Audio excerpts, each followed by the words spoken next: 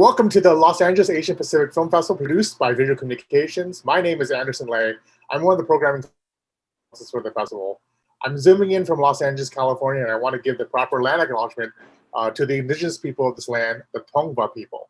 We'd like to thank everyone for making this festival possible, especially the Academy of Motion Picture Arts and Sciences, Sony Pictures Entertainment, Comcast, NBC, Universal, California Arts Council, SAG-AFTRA, Producers Industry Advancement and Cooperative Fund, the National Endowment for the Arts, HBO, and Warner Media.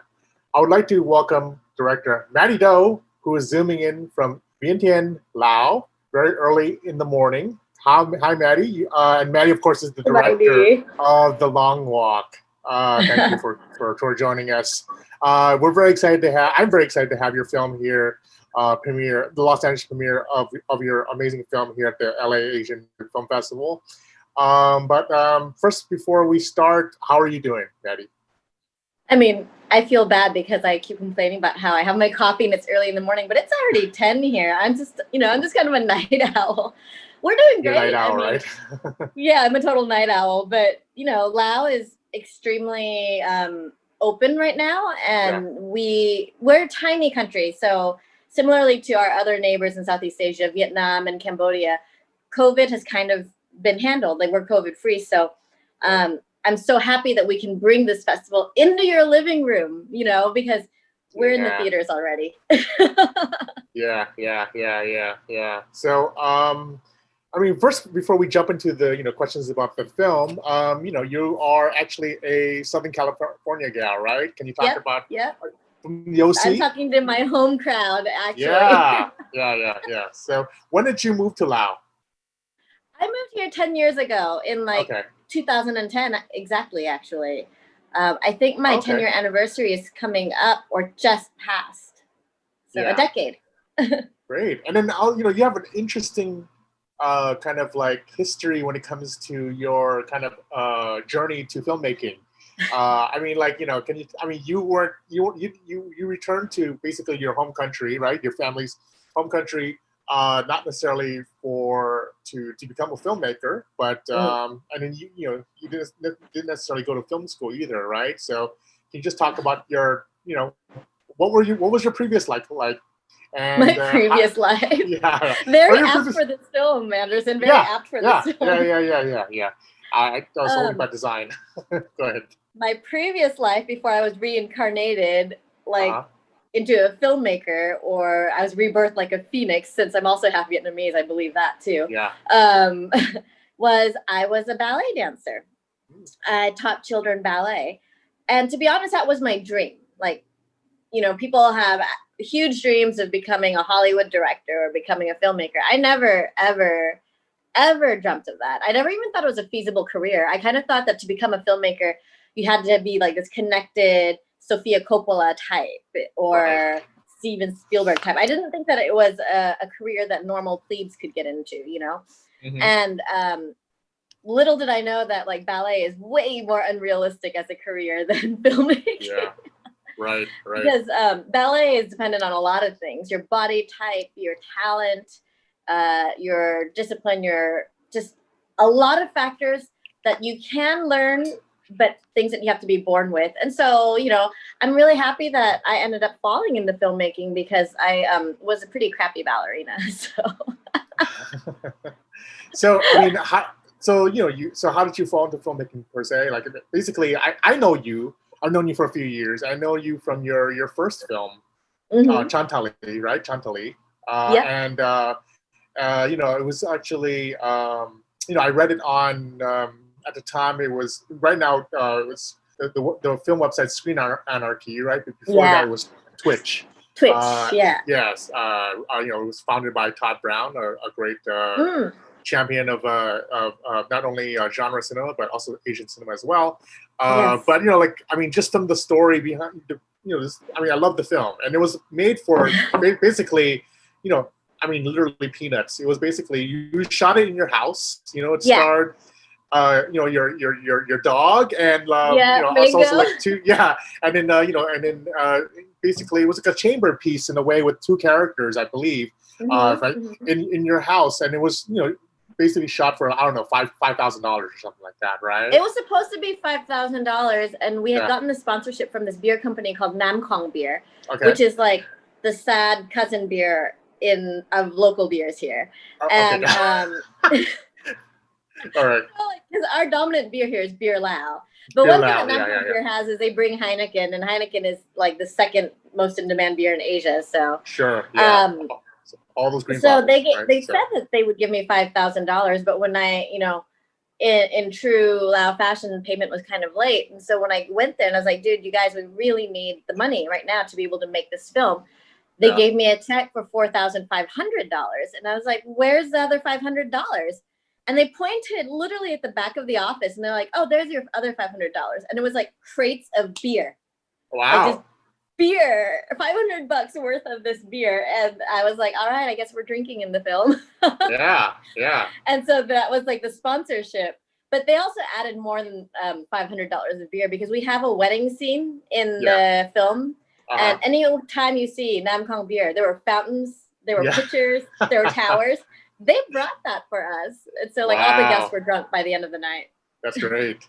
And, it was like, it was, I can say this, like, it's just basically this like tiny film that you made, but it had a lot of exposure from, like a lot of genre film fans. Did it world premiere at the Fantastic Fest in Austin, Texas?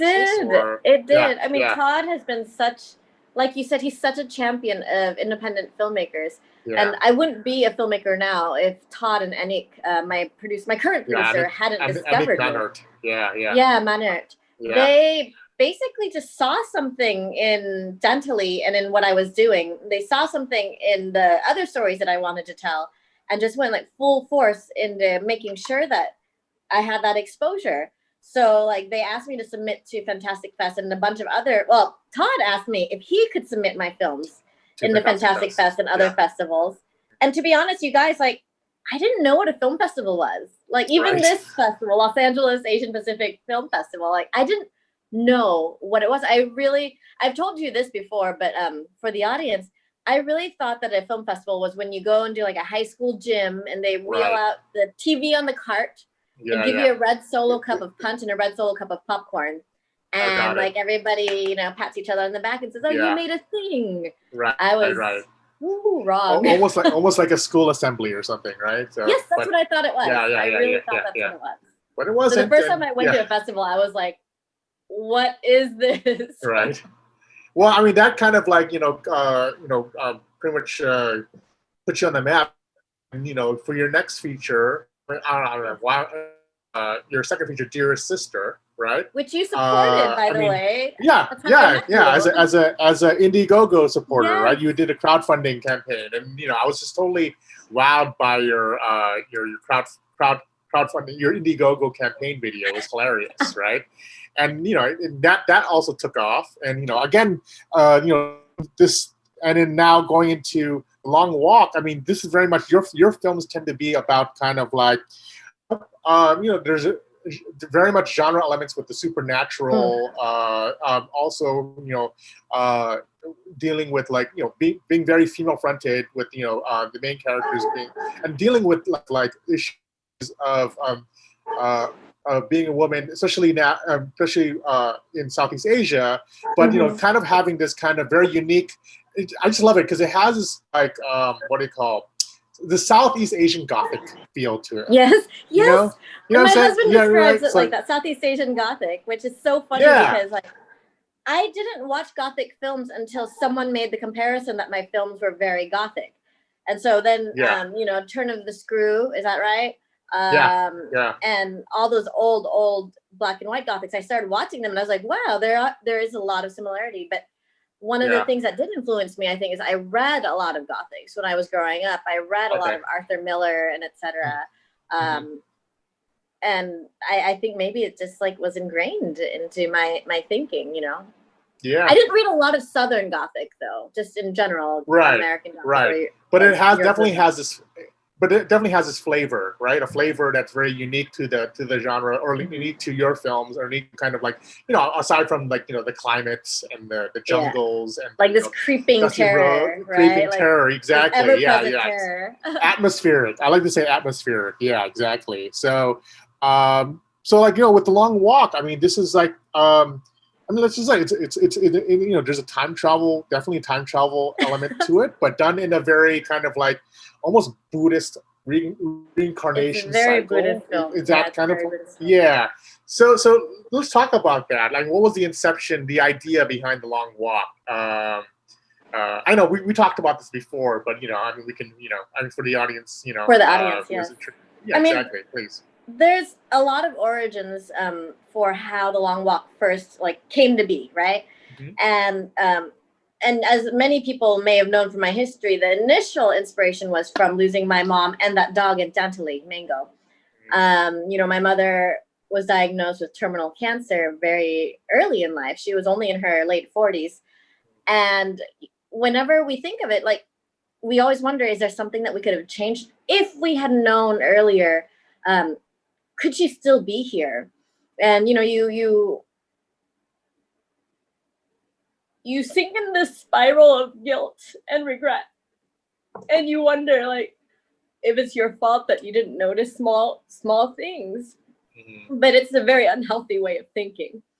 And in terms of Mango, we lost him while we were in development for the script. The initial idea for the script was extremely different. It did not involve so much darkness, actually. It was supposed to be kind of a satire on what people perceive Southeast Asian art films should be. Because as you know, Anderson, I have a very twisted sense of humor, and I'm really irreverent. So I was going to kind of do a film that was like, here's the expectation of what Occidental white people think is Southeast Asia. Poor brown people suffering in a hut on dirt road. Poverty porn, right? And just turn it upside down. But then it ended up being this homage to my dog, who I had to euthanize when he was about 17 years old. And in that case, you just realize that they don't tell you that it's time for them to go. And you always have to question for the rest of your life if you did the right thing.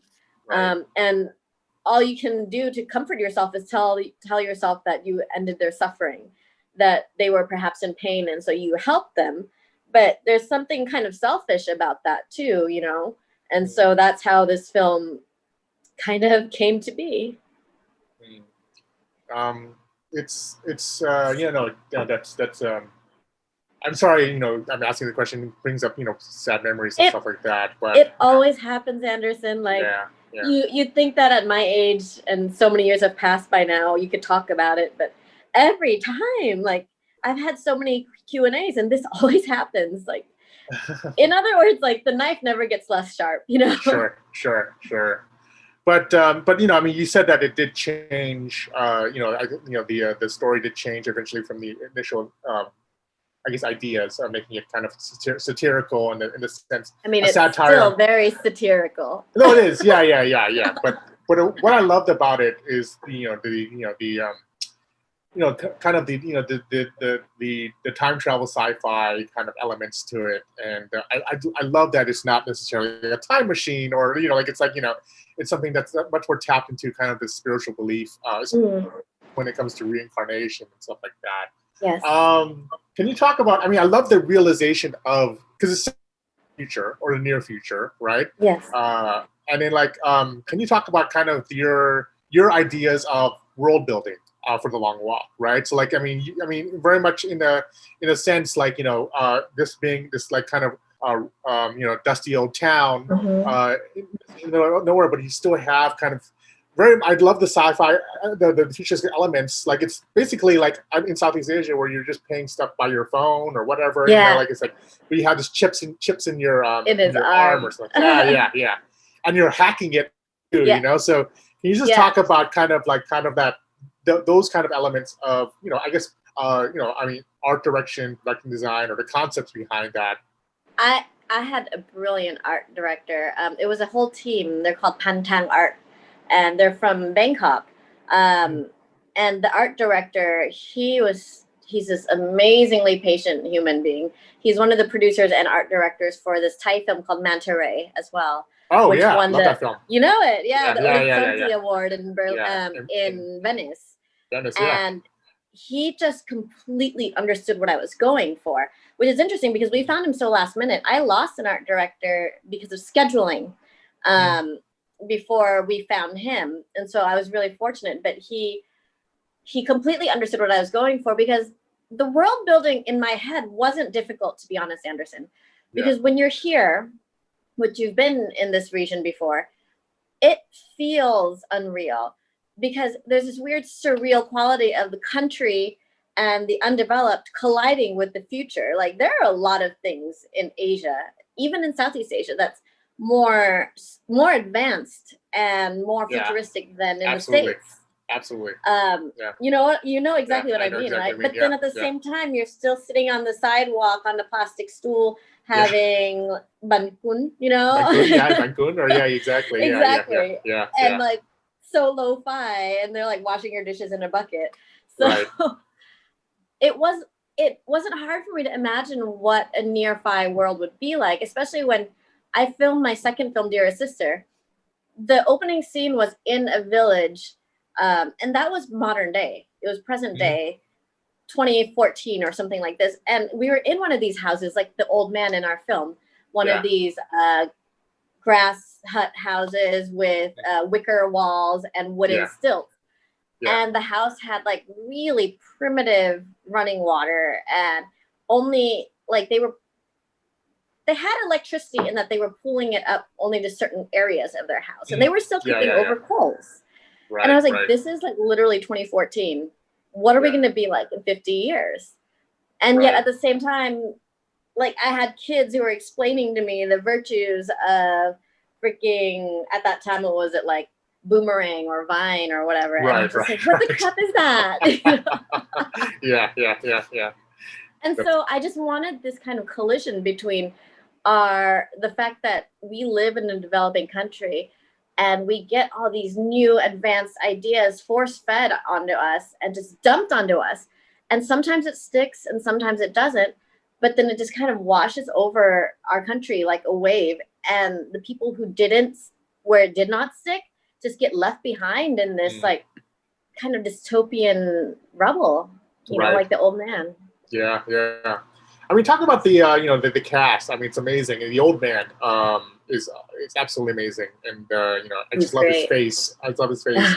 Can you talk about casting him? I mean, just I just love his like like his he's basically he's e-cigarette, he's just vaping, and once in a while it's just so him. It's like, oh yeah, of course it's him. Like it's if you were on set, you would be like, oh my god, you're gonna get the lung cancer, because he's like vaping, and then off camera he's got his cigarette. And he's like, vape cigarette.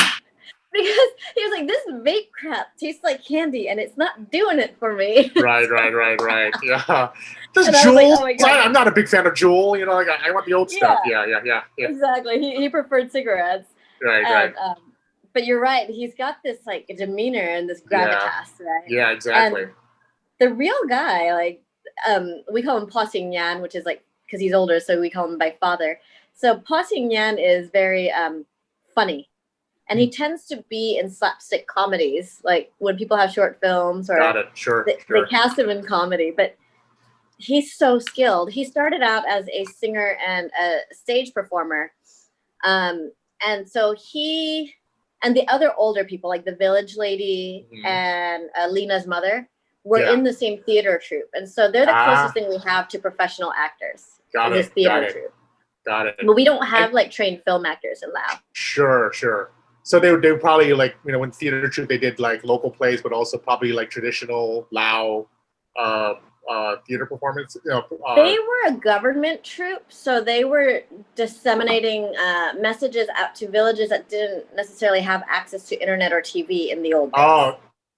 So they're like, the bird flu is here. If your bird is looking lethargic, kill it. Don't eat it. Right. And can you talk about like the actress who played Lena? Viluna is her name, right? Viluna. Lena is her real name, but we just call her Lena in the film because I'm bad with names. Oh, Lena. Oh, okay, yeah. But for Lena, it's like mean, she was also in Dear Sister. If I don't. The old man was also in Dear Sister. That's right. That's right. So, yeah, I mean, like, yeah, to just have this kind of, again, gravitas to their performances, you know. So that was her first film, was Dear Sister, and I was like, yeah, she had to play a blind woman. Like, that's so insane, and it's so anti her character, because her real character is more like this character in The Long Walk, very bold, very fierce, and tough. Yeah, that's who she is in real life. But to be this like diminutive, submissive housewife that's not very glamorous is not her. And then to be blind, like I was nervous because, you know, it was also only my second feature, but this is one of the reasons why I like to continue working with the actors that I have, is we build an almost telepathic communication, right? A I can just give them a look and they're like, oh, she didn't like that. Yeah. So it's kind of like Maddie Doe, her acting troupe, in all the films that you're gonna make. So the Maddie Squad. The Maddie Squad. That's a good one. Yeah. There's always going to be new people, of course, and that little boy, Paul, was the newest. Yeah. And so how is it working with kids? You know what? I have had only one experience before where working with a child was not fun, and that was in Chantality. Okay. But that wasn't necessarily due to any other reason except for okay, let me put it into ballet terms. When I had a ballet conservatory, we had one week where a parent could come and watch the class. And the reason for that was we would shut the parents out because the behavior of the children would completely change when the parents are present. And I know there are a lot of parents in the audience being like, oh my gosh, you didn't allow parents in? It sounds shady, but then like when you're in a conservatory, like the environment for learning was not conducive having a parent around because a child would behave differently. And that was definitely the situation in Chantality. Whereas in this film, it was a dream. And my husband and all the producers were so scared because they're like, you're taking a village kid who you cast 2 days before you started the film, and you're asking him to do some crazy demanding stuff, like really, really crazy demanding stuff. And he's like, everyone's like, are you sure? And I was like, I was so chill about it. I was like, yeah, I'm fine.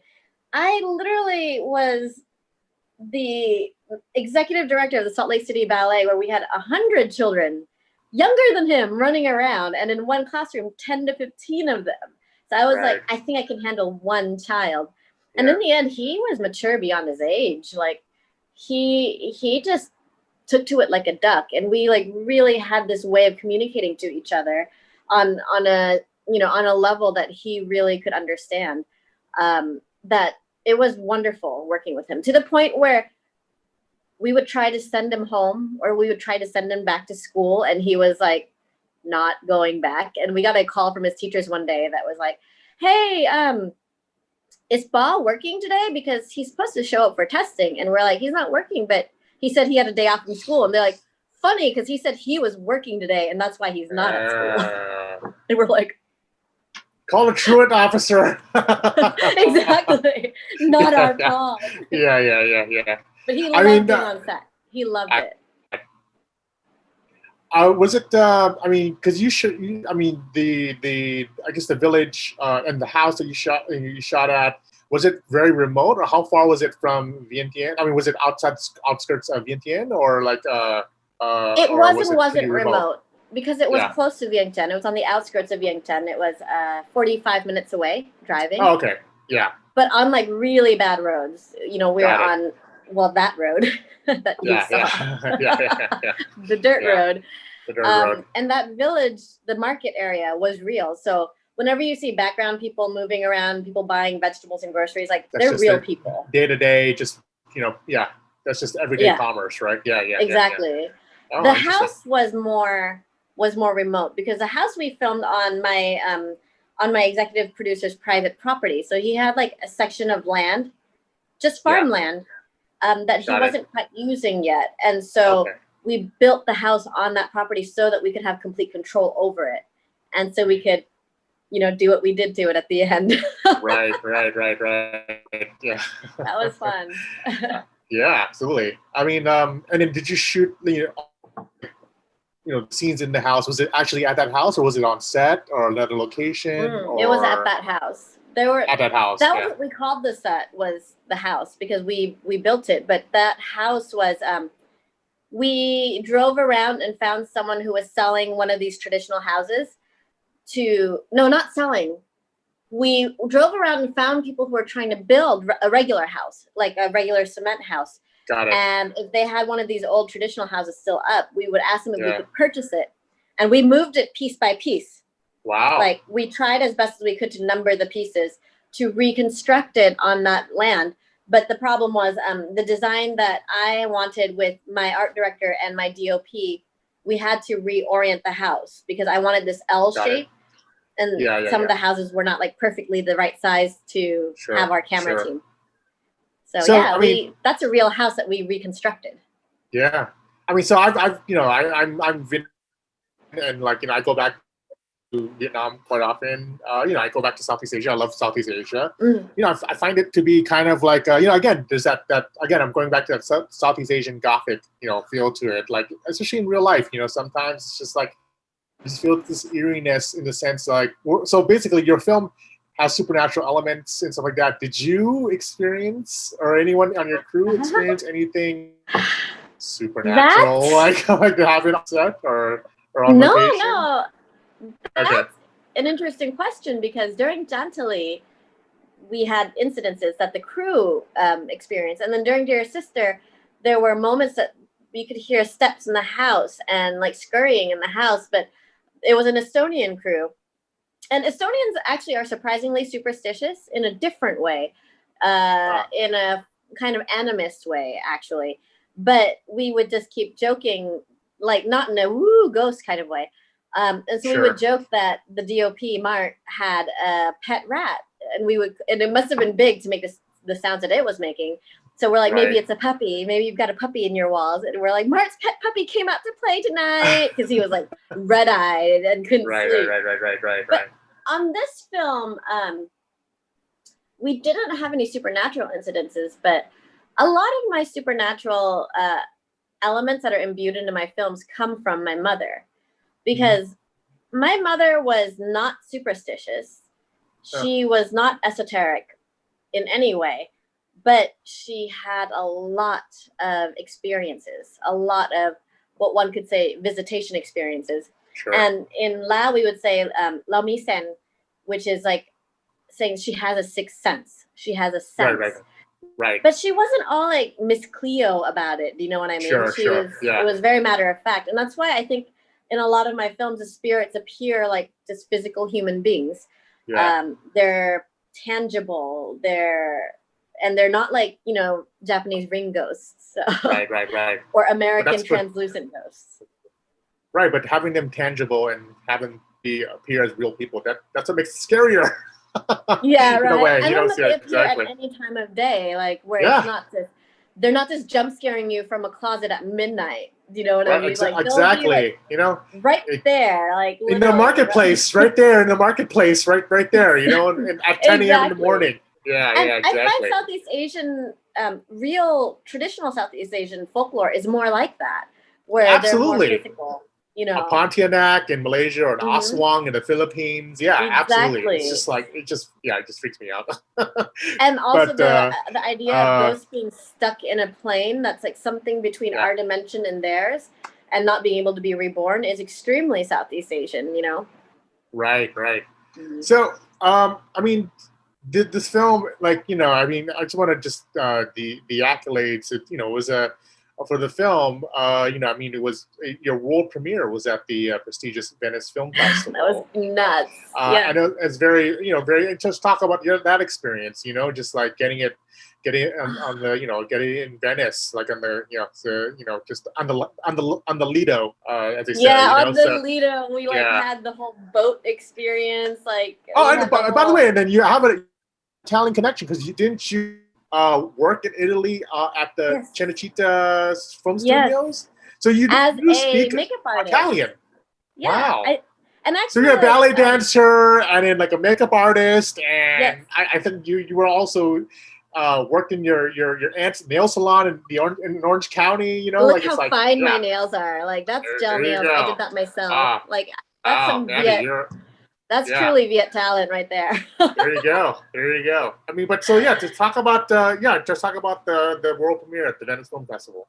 So you're right. Like it was beyond my wildest dreams to be able to go to Venice because I did have a big start in Italy, and Italy was very formative in my film career without me even realizing it. Because when I was working in Italy, I didn't realize I had any interest in film. I didn't realize that film was even a career path that I would take because I was actually learning ballet when I was in Italy. So I was taking up every kind of odd job that I could because like ballet gear is expensive, y'all. Like one pair of shoes can like start at $70. And depending on how hard you use those shoes, some girls can't even make their shoes last more than a week. Luckily I can. But $75 for a pair of shoes. So I was doing makeup at Centro Sperimentale, which is like the most prestigious film school in Italy. And my husband was teaching, he was teaching screenwriting, but for actors. And he was also teaching a course for actors to learn how to work with directors. Because there's often in film, there's a communication gap between writers, actors, and directors. Everybody's so stuck in their section that they forget how to communicate as a whole. You know what I mean? Right. And so that's what he was teaching. And so I was doing makeup on their sets when they were like executing their short films. And I was also working as a nanny to be able to afford my ballet gear. But because I was on set, I learned a lot of things. You know, I learned about how people work on a film set. I learned terminology. Like I still have trouble differentiating English terms for film. Like I barely learned that a carrello is what Americans call a dolly. And I still don't know what this word is in that we call it check in Italy. Right. The black and white.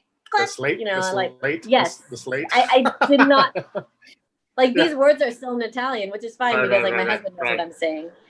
And so that started my knowledge, I guess, of film, but I wasn't tapping into it at all until I got here. And so to be able to go back to Venice was just like full circle for me.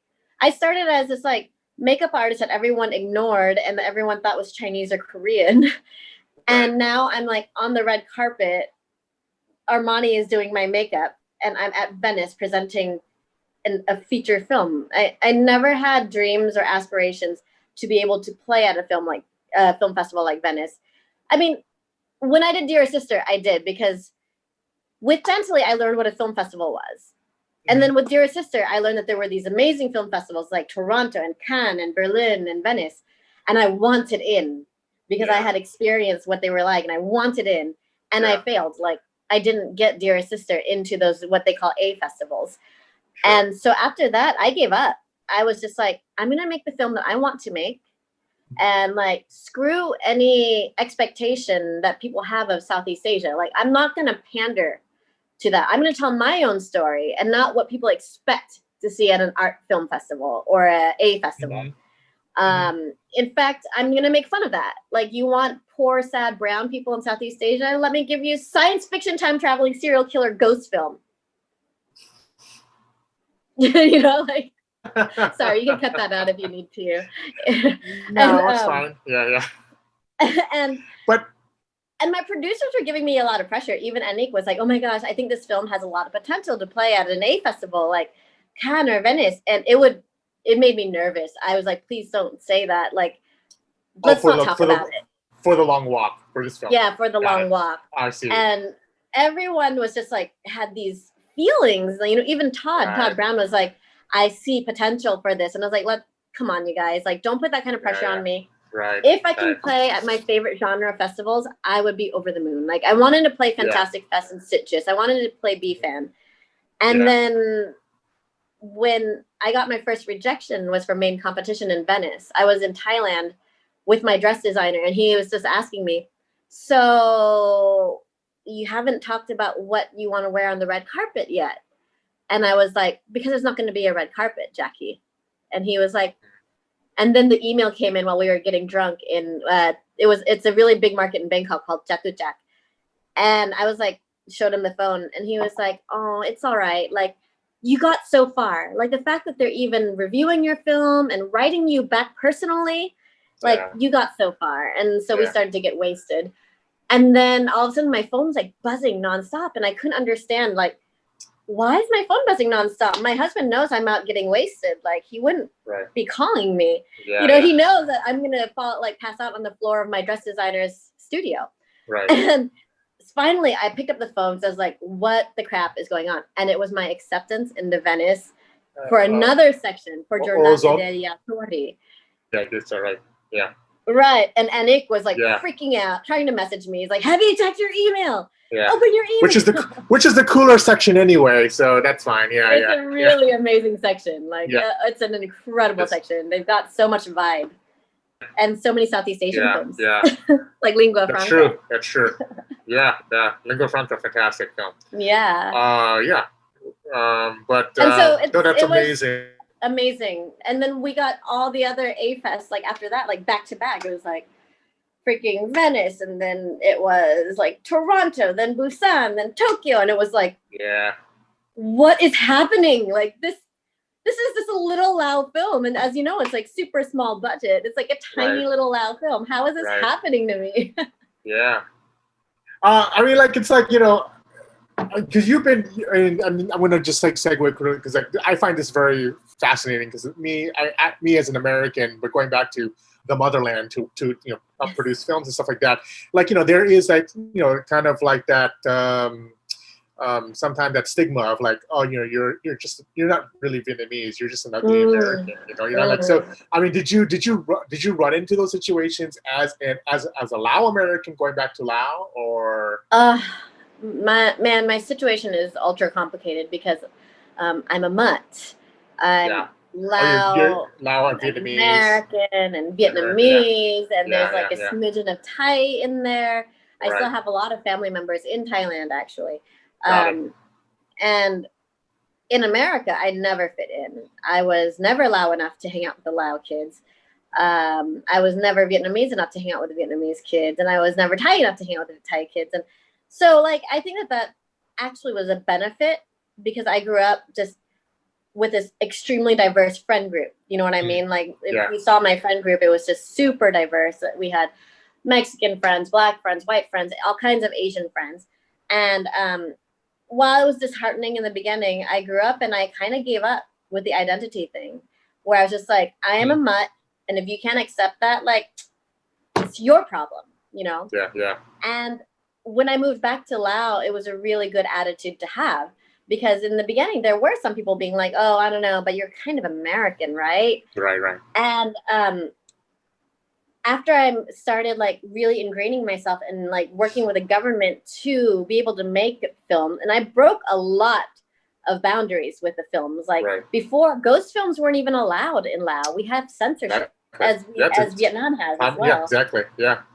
And so I kind of like, I broke that wall. Then it was like thrillers and genre films and violence and like public displays of affection in film. I shattered all of that.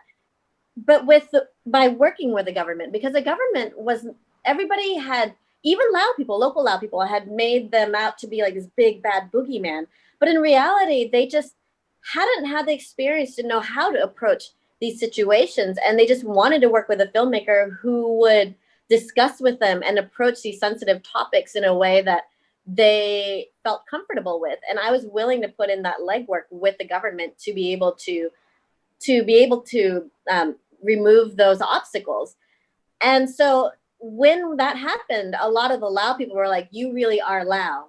To be able to do this for the country and to be able to take our culture and our stories and export it to the rest of the world, like, they were 100% like, oh, you see, like, you're really Lao.